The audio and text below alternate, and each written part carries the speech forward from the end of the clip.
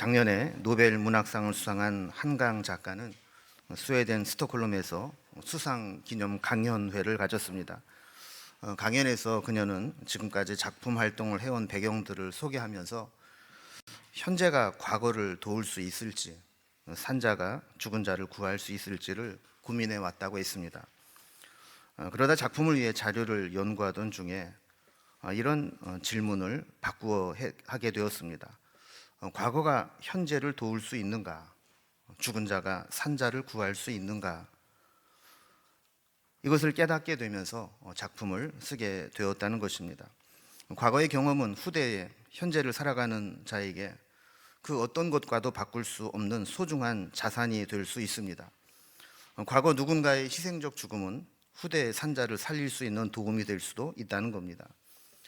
이렇듯 과거의 경험이 현재의 우리를 도울 수 있고 현재의 우리를 구할 수도 있게 됩니다. 우리가 과거를 바꿀 수는 없지만 과거에 경험한 것들은 누구도 변개할 수 없는 확실한 증거가 됩니다. 그래서 과거의 기억은 우리의 정체성을 형성하게 되는 것입니다. 이렇게 우리의 기억은 소중합니다. 바울은 고린도 교회 교인들에게 잊지 말고 꼭 기억해야 될 과거의 경험이 있다고 말씀합니다. 1절에 보면 형제들아 나는 너희가 알지 못하기를 원하지 아니하노니 라고 했는데 공동 번역에는 이것을 좀 확실하게 번역을 했습니다. 형제 여러분, 여러분은 다음과 같은 사실을 꼭 기억해 두셔야 하겠습니다 라는 겁니다. 오늘 본문에는 꼭 기억해야 될 것을 본보기라는 표현으로 사용하고 있습니다. 6절에도 보면 이러한 일은 우리의 본보기가 되었다라고 말씀하고 있고 11절에서도 그들에게 일어난 이런 일은 본보기가 되고라고 말씀을 했습니다. 이 본보기가 되었다는 것은 개역성경, 우리 예전 번역에는 그런 일이 우리의 거울이 되었다 이렇게 번역을 하고 있습니다. 과거 믿음의 조상들은 하나님의 크신 은혜를 입었습니다. 그러나 그들은 은혜 받은 자답게 살지 못했습니다. 과거의 경험이 그들에게 본보기가 되지 못했다는 반증입니다. 그래서 시험이 올 때 그들은 시험에 넘어져 멸망하는 경험을 하기도 했습니다. 그래서 11절에 보면 이것이 본보기가 되어 종말을 앞둔 말세를 살아가는 우리에게도 깨우침이 되는 교훈이 되기를 원한다고 재차 강조하고 있는 것입니다. 성경에는 이스라엘의 역사가 많이 기록되어 있습니다. 이스라엘의 역사를 바탕으로 성경이 쓰여졌다고 해도 과언이 아닐 정도로 이스라엘의 역사의 토대 위에 성경이 기록되어 있습니다. 만약에 우리가 왜 우리나라 역사도 아닌 남의 나라 역사를 공부해야 하나 이렇게 생각하면 그 역사 속에서 아무런 교훈도 얻을 수가 없습니다. 하나님은 이스라엘 역사를 통해서 우리에게 엄청난 영적 자산을 교훈으로 물려주고 계시기 때문입니다. 우리는 과거 이스라엘 조상들이 경험했던 것들을 통해 현재를 살아갈 지혜와 영적 통찰력을 얻을 수 있습니다. 만약에 우리가 성경을 그렇게 해석할 수만 있다면 그들의 과거의 경험이 현재를 살아가는 우리를 도울 수 있고 그들의 과거에 실패했던 경험들이 현재를 살아가는 우리에게 영적 통찰력을 줄 수도 있는 것입니다. 그래서 오늘 말씀을 통해서 그들 조상들이 과거에 경험했던 영적 자산들이 우리에게 어떤 교훈을 주고 있는지 살펴보려고 합니다. 먼저 첫 번째로 그들이 경험했던 것은 하나님의 은혜였습니다. 그들의 조상들이 경험한 영적 자산은 하나님의 구원과 은혜였는데 우리가 구원을 받았다, 은혜를 경험했다라고 하는 것은 그걸 정말 제대로 깨닫기만 한다면 우리의 가치관과 생활 양식을 근본적으로 바꾸어 놓게 됩니다. 우리가 예를 들어서 거의 죽다 살아나는 경험을 했다면 오늘을 살아가는 자세가 그 이전과는 같을 수가 없는 것입니다. 고대 그리스 시인 소포클레스가 한 말로 전해지는 말이 있습니다. 네가 헛되이 보낸 오늘은 어제 죽은 이가 그토록 갈망했던 내일이다 라는 것입니다. 우리는 보통 죽음을 이렇게 심각하게 생각하지 않습니다. 또 나와는 상관없고 설령 나에게 죽음이 온다는 것을 알지만 먼 훗날 되어질 일이라고 생각을 합니다. 잘못하면 하루하루를 지루하게 여기고 무의미하게 보낼 수 있습니다. 때로는 힘든 시간들을 보내며 이렇게 살아서 뭐하나 하는 푸념을 할 수도 있습니다. 그러나 어제 죽은 사람의 입장에서 오늘을 생각해 본다면 그들이 하루만 더 살 수 있다면 얼마나 좋을까 하며 내일을 기다리고 갈망했던 그 내일이 우리가 살아가는 오늘이 될 수도 있다라는 겁니다. 그런데 우리는 어떻습니까? 죽음의 문턱에서 하루의 시간을 보장받은 것이 아니라 우리가 살아가는 남은 시간들을 다 보장받은, 구원받은 백성들이라는 겁니다. 우리가 이것을 깨달을 수만 있다면 어떻게 우리가 살아가는 하루하루를 무의미하게 허비하며 살아갈 수 있겠습니까? 오늘 본문은 구원이라고 하는 것을 출애굽 사건을 통해서 설명하고 있습니다. 1절에 보면 우리 조상들이 다 구름 아래에 있었다라고 설명합니다. 출애굽해서 광야를 지나는 동안 구름 기둥의 인도를 받으며 광야를 지내왔다라는 것입니다. 또 바다 가운데로 지나왔다 그랬습니다. 이것은 홍해를 무사히 건너게 되었다는 것을 의미합니다. 그런데 바울은 이 홍해를 건넌 사건을 재미있게 해석했습니다. 2절에 보면 바다 가운데로 지나온 것을 마치 이스라엘 백성들이 단체로 세례를 받은 것과 같다라고 해석한 것입니다. 여러분, 세례는 과거와의 단절을 의미합니다. 홍해를 건너기 이전에 애굽에서의 이스라엘 백성들은 다 죽었고 홍해를 건너면서 세례를 받아서 약속의 땅으로 향해 가는 하나님 백성으로 다시 태어났다라는 것을 의미한다는 것입니다. 또한 홍해를 건넜다라고 하는 것은 이제 다시는 애굽으로 갈 수 없다라는 것을 의미하는 겁니다. 하나님이 홍해를 가르시고 기적으로 건너게 하셨지만 홍해를 닫으셨기 때문에 이제는 다시 돌아가고 싶어도 돌아갈 수 없는 것이 바로 홍해의 세례 사건이라는 것입니다. 그래서 세례받은 사람은 죄인을 구원하신 하나님을 늘 기억하고 죄인된 삶으로 돌아가지 않겠다고 결단하며 살아가는 것이 세례받은 자의 삶이라는 것이죠. 또한 출애굽 과정에서 3절을 보면 광야를 지내오면서 40년간 그들은 다 같은 신령한 음식을 먹었다 그랬습니다. 하나님께서 내려주시는 만나를 먹고 살아왔다라는 것이죠. 4절에서는 다 같이 반석에서 나오는 신령한 음료를 마시며 지내왔다라고 기록하고 있습니다. 광야는 비가 내리지 않는 곳입니다. 그러니까 물을 구하기가 어려운 곳이죠. 이스라엘 백성들이 광야를 지나올 때 하나님은 매일매일 비를 내려서 그들에게 마실 물을 공급하지 않으셨습니다. 또 그들을 인도하며 나가는 경로에 큰 강줄기를 따라 올라오도록 하지도 않으셨습니다. 대신에 4절 말씀을 다시 보면 물을 내는 반석이 그들을 따르게 되었다. 그들을 따르는 신령한 반석으로부터 물을 마셨다. 이렇게 설명하고 있는 것을 보게 됩니다. 광야에 물이 없었다라는 것은 곧 죽음을 의미하는 것입니다. 물이 없이 사람은 생존할 수 없기 때문입니다. 특히 저들이 마신 물은 생명수인데 그들에게 물을 내리는 것은 바위가 아니었다라는 겁니다. 4절을 다시 보면 물이 없는 광야에서 물을 낸 그 신령한 반석은 곧 그리스도시라고 말씀하고 있는 겁니다. 광야에서 물이 없어 죽지 않고 살아남을 수 있는 것, 엄청난 은혜입니다. 모세는 광야를 지내오면서 백성들에게 2차례에 걸쳐서 반석에서 물을 내게 한 적이 있습니다. 한 번은 하나님 말씀대로 반석을 쳐서 물을 냈습니다. 출애굽기 17장 6절에 보면 호렙산에 있는 그 바위 하나를 가리키면서 그 반석을 치라. 그러면 거기서 물이 나와서 백성들이 마실 것이다. 모세가 애굽에서 나올 때 가져온 지팡이를 가지고 그 반석을 쳤을 때 물이 나왔습니다. 세월이 흘러서 백성들이 또다시 물이 없어 원망한 적이 있습니다. 민수기 20장 8절에 보면 하나님은 물을 내실 때 출애굽기 때와는 다른 방식으로 물을 내게 하셨습니다. 반석을 치라 하지 않으셨고 너희는 반석에게 명하여 물을 내라 이렇게 말씀하신 겁니다. 그런데 얼마나 강력하게 원망을 하고 불평을 했든지 모세는 그 백성들에게 참지 못하고 10절에 보면 반역한 백성들에게 노하여 우리가 너희를 위하여 이 반석에서 물을 내랴 하면서 11절 말씀과 같이 지팡이로 반석을 2번 내리쳤다고 했습니다. 이 사건을 통해서 바울은 이 모세의 지팡이로 쳤던 이 반석이 바로 그리스도를 상징한다고 해석을 한 것입니다. 모세의 지팡이로 반석을 쳐서 거기서 나온 물로 이스라엘 백성과 가축들이 생명을 얻었던 것과 마찬가지로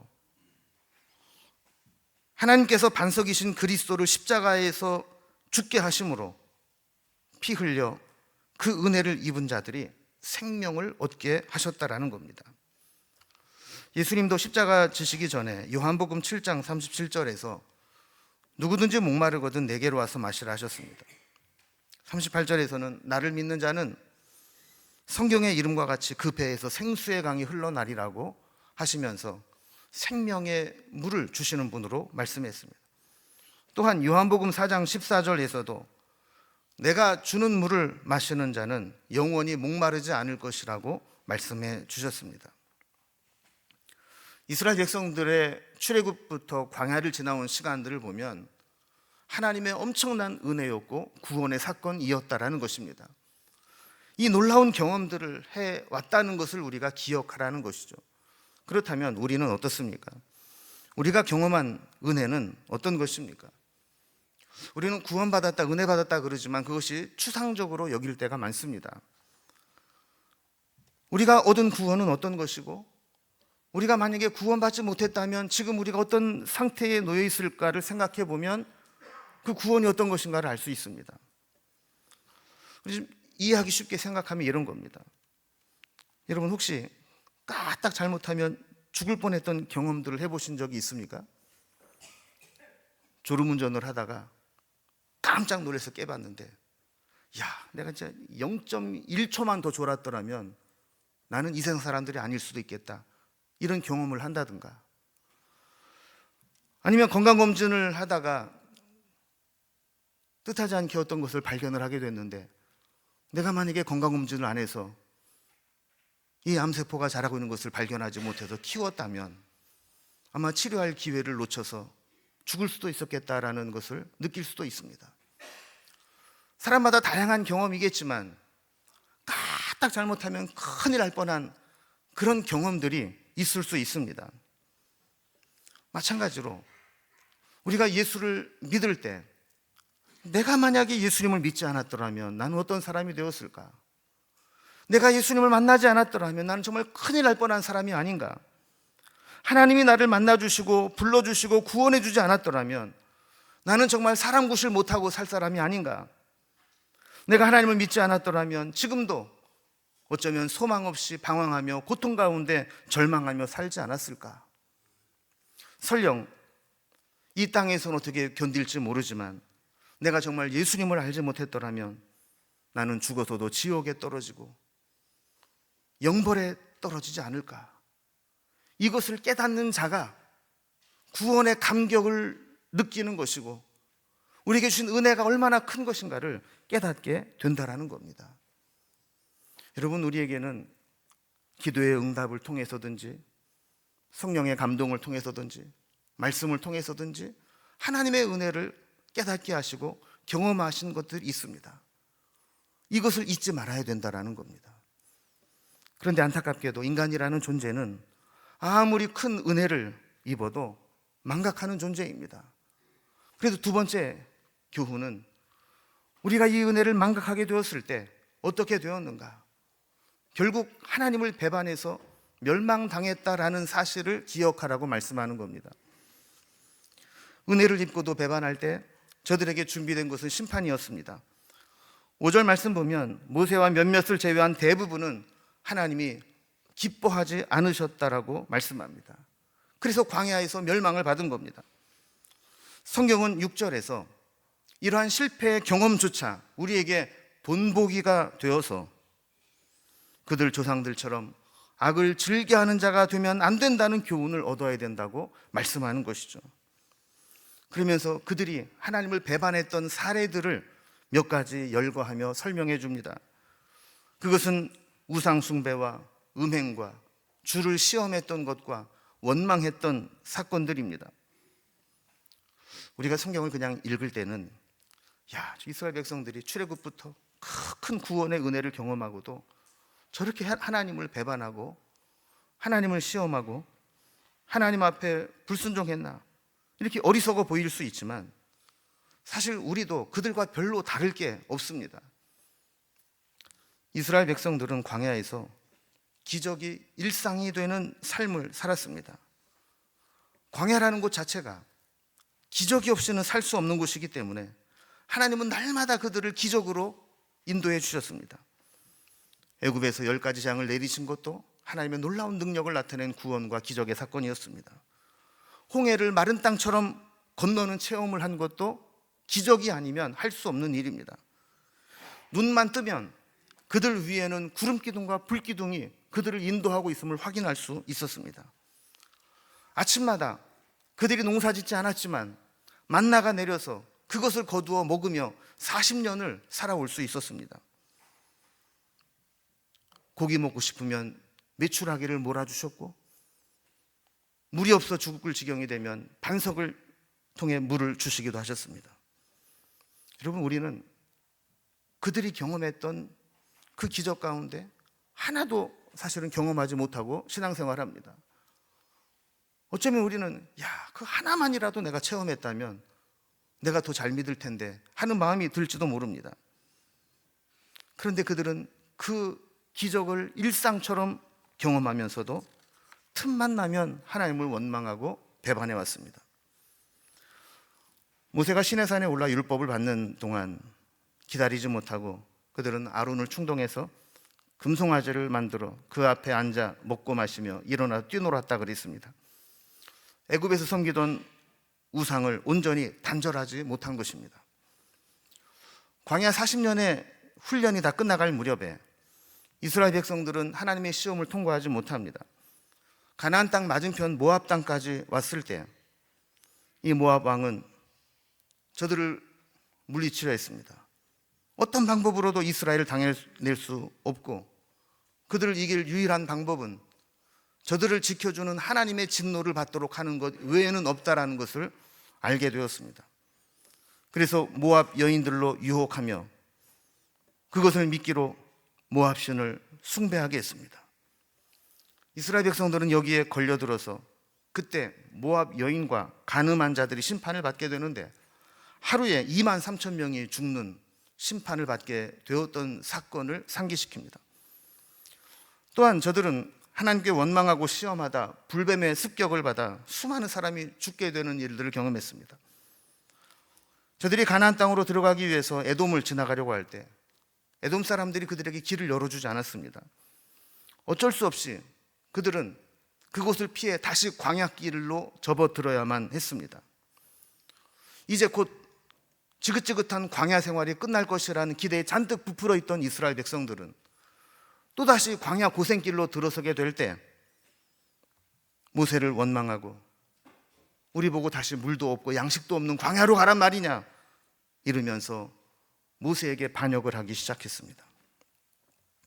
그때 하나님은 불뱀을 떼로 보내셔서 이스라엘 백성들을 물게 했습니다. 이 사막의 불뱀들은 독이 오를 대로 오른 독이라 물린 자마다 죽임을 당하게 되었습니다.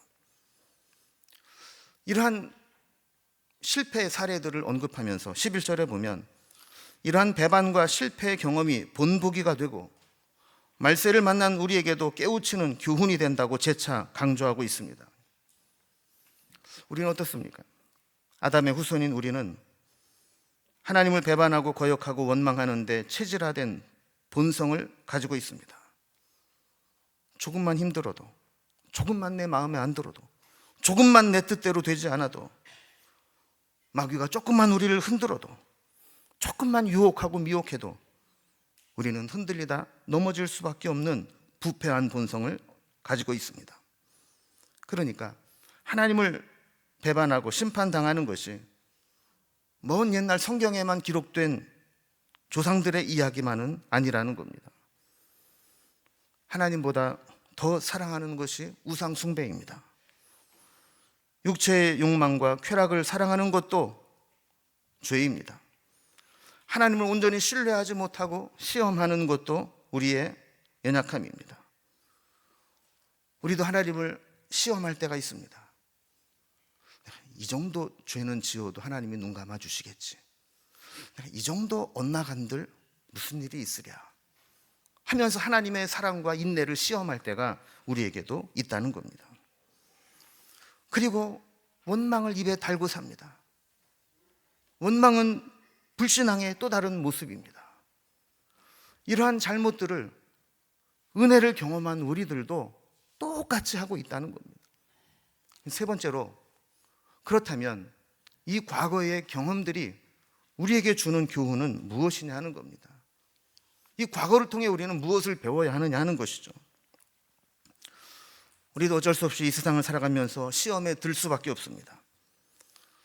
어떻게 보면 시험이라고 하는 건 우리 기독교인들의 어떤 전문 용어처럼 보이는데, 우리가 이 세상을 살아가면서 만나는 시련이나 유혹, 또 낙심, 갈등, 위기 상황, 이런 것들을 시험이라고 합니다.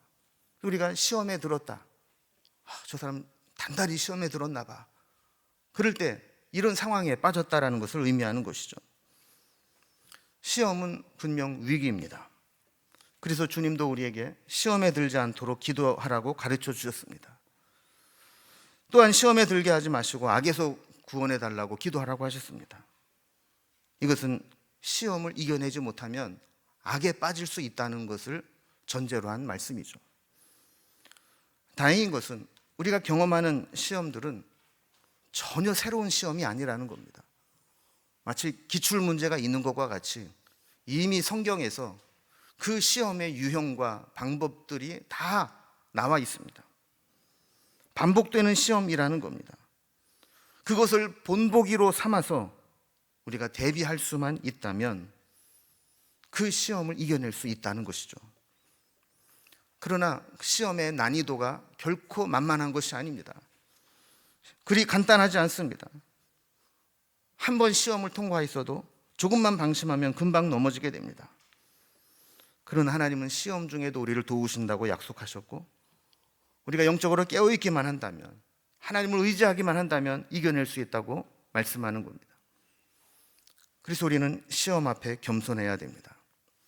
출애굽했다고 해서 그 사람들이 다 가나안 땅에 들어간 것이 아니듯이, 하나님의 은혜를 경험했다고 해서 끝까지 구원이 보장되는 것은 아니라는 겁니다. 그래서 12절에 보면 선줄로 생각하는 자는 넘어질까 조심하라라고 경고하고 있습니다. 우리는 절대로 자신의 힘만으로 시험을 이겨낼 수 없기 때문입니다. 이 말씀을 공동번역에서는 재밌게 번역을 해놨습니다. 자기 발로 서 있다고 생각하는 사람은 넘어지지 않도록 조심해야 합니다 라는 겁니다. 여러분, 걸음마를 배운 사람은 다 자기 발로 서 있다고 생각합니다. 여러분이 예배가 마치고 나갈 때 보면 다 여러분 발로 서서 나갈 거 아닙니까? 난 내 발로 서서 걸어 나가, 이렇게 생각을 합니다. 그러나 실제로는 우리가 서서 걸어갈 수 있도록 지탱해 주는 하나님의 은혜가 있다라는 것입니다. 이 은혜가 우리를 지탱해 주지 않는다면 내가 내 발로 서 있는 것처럼 느끼고 살지 모르지만 넘어질 수밖에 없다라는 것입니다. 많은 사람들이 교만하여 나는 내 발로 서 있어, 내 힘으로 서 있어 생각하지만, 그때가 하나님의 은혜를 외면할 때이고 은혜가 떠나가면 넘어지기 시작한다라는 것을 말씀하는 것이죠. 시험을 만만하게 생각하고 대비하지 않으면 나도 모르는 사이에 넘어지고 만다라는 것을 가르쳐 주는 겁니다. 그러나 그렇다고 해서 시험 앞에 절망할 필요는 없습니다. 모든 시험과 시련은 하나님 손 안에 있기 때문입니다. 13절 말씀을 보면 하나님은 우리의 연약함을 아시기 때문에 우리가 감당할 시험만 허락하신다고 말씀하고 있습니다. 때로 우리가 감당할 수 없는 힘겨운 시련처럼 보일 때도 하나님은 피할 길을 내어주셔서 능히 감당하게 해주신다고 말씀하는 겁니다. 그래서 때로 하나님 너무하신 거 아니야? 나한테 왜 이렇게 힘든 시련을 주셔? 이렇게 힘든 시험을 만나면 하나님이 내가 이 정도는 감당할 수 있다고 여겨주시는구나, 이렇게 생각하고 이겨내면 됩니다. 늘 쪼잔한 시험만 오면 하나님 난 이 정도밖에 못 믿으시나? 이렇게 생각해도 무방하다라는 것이죠.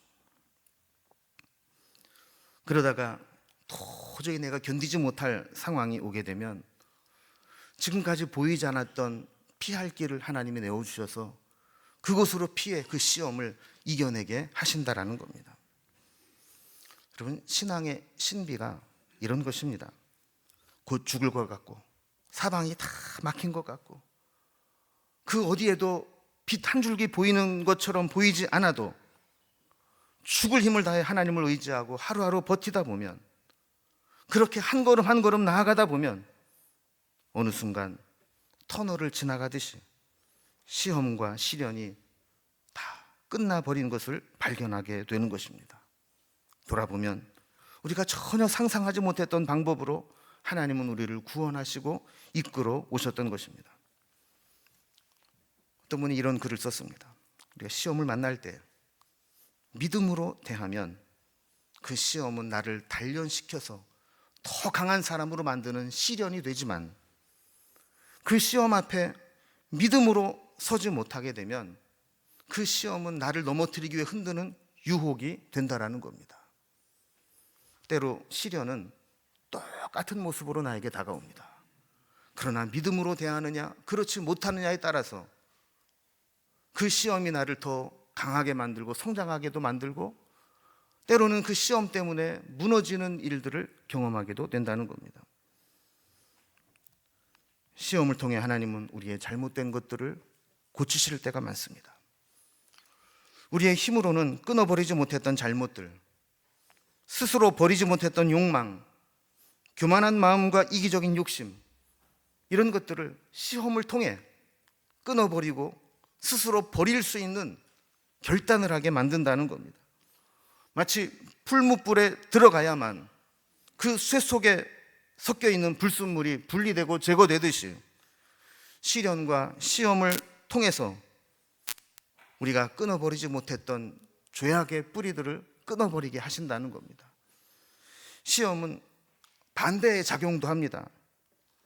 우리는 알기만 하고 실천하지 않았던 것들이 많습니다. 이렇게 해야지, 이렇게 살아야지, 이렇게 결단해야지. 그런데 실행으로 옮기지 못하고 머뭇거리던 것들이 많이 있습니다. 그러나 때로 시련의 시간들, 시험을 통과하면서 행동으로 옮기지 못하고 결단하지 못했던 것들을 결단하고 시행하게 하는 계기가 되기도 합니다. 이제 오늘 말씀을 정리합니다. 우리에게는 성경과 우리의 삶의 경험을 통해서 우리에게 많은 경험들을 주셨습니다. 때로는 은혜에 대한 경험, 구원의 경험도 있고, 때로는 실패에 대한 경험도 가지고 있습니다. 하나님은 그 경험들이 우리에게 영적 자산이 되기를 원하시고, 그 경험을 토대로 현재를 살아가고 주님이 오실 때까지 살아가는데 우리에게 귀한 영적 자산이 되기를 원하시는 겁니다. 더 나아가 시험을 통해 우리가 더 강해지고 순결해지고 겸손해지고 하나님 뜻에 합한 믿음으로 실천하는 기회가 되기를 원하시는 겁니다. 반복되는 실패와 또 죄악이 아니라 그 과거의 경험들이 우리를 돕고 회복시키고 하나님께로 인도하고 우리를 살리는 귀한 자산이 될 수 있기를 주님의 이름으로 기원합니다.